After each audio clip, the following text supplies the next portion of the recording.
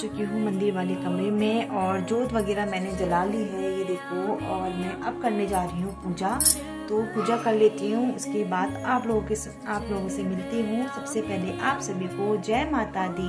Guys, welcome back to new blog. तो आप सभी का स्वागत है मेरे चैनल आशी गोस्वामी ब्लॉग में। मैं पूजा रावत उत्तराखंड से। तो सभी को जय माता दी। पूजा पाठ हो चुकी है और आज है नवरात्रि का 9वां दिन। तो आज मैं आप सभी भक्तों को भी माँ सिद्धिदात्री की कथा सुनाऊंगी। माता दी भक्तों, तो आज मैं आपको 9वें स्वरूप माँ सिद्धिदात्री की कथा सुनाने जा रही हूँ।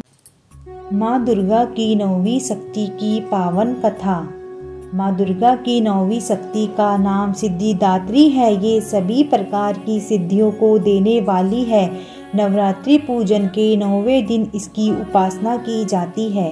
इस दिन शास्त्रीय विधि विधान और पूर्ण निष्ठा के साथ साधना करने वाले साधक को सभी सिद्धियों की प्राप्ति हो जाती है। सृष्टि में कुछ भी उसके लिए अगम्य नहीं रह जाता है। ब्रह्मांड पर पूर्ण विजय प्राप्त करने की सामर्थ्य उसमें आ जाती है।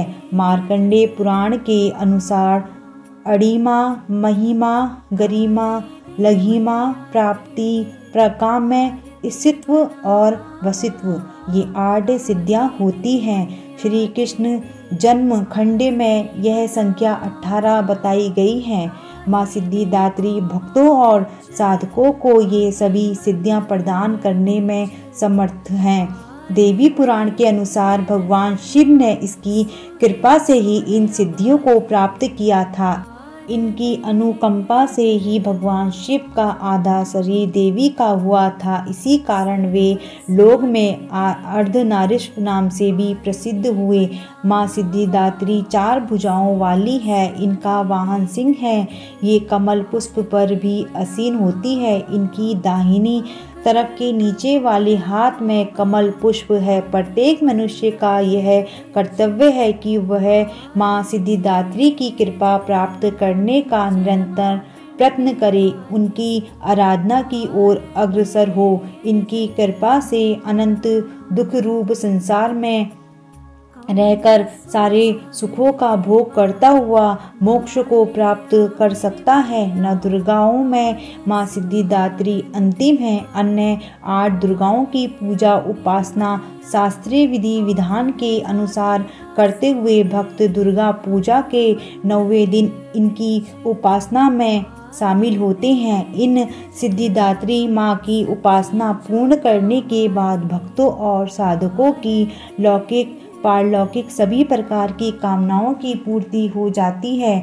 सिद्धिदात्री माँ की कृपा पात्र भक्ति के भीतर कोई ऐसी कामना शेष बचती ही नहीं है जिसे वह पूर्ण करना चाहे।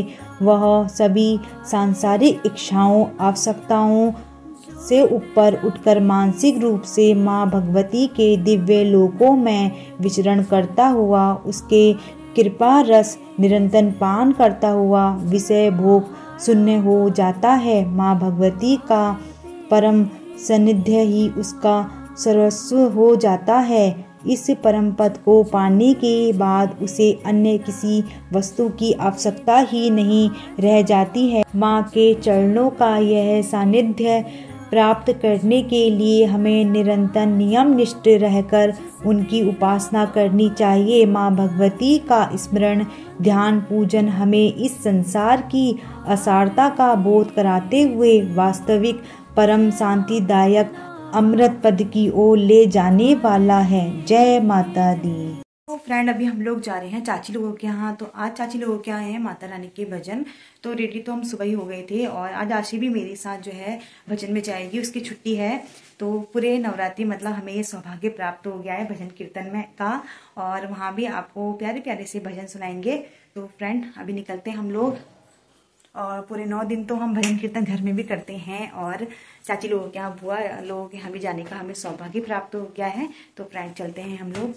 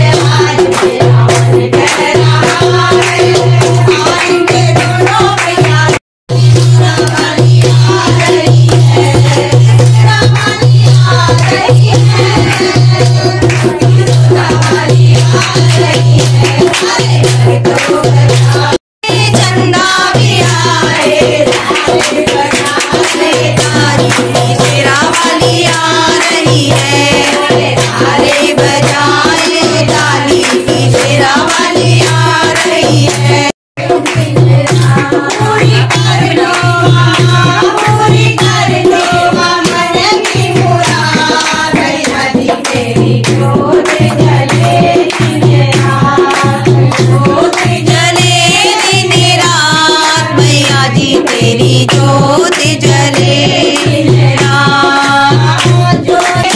शेरा वाली, मेरे घर से न जाऊंगा खाली।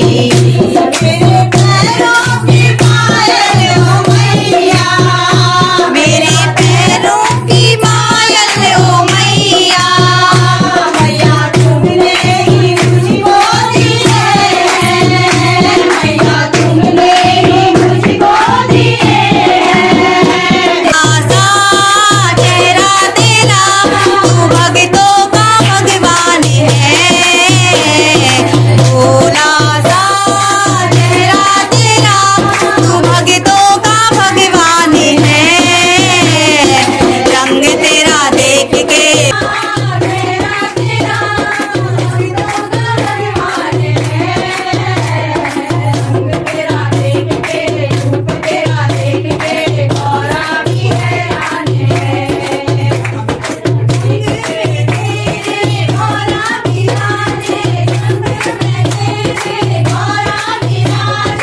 हो गया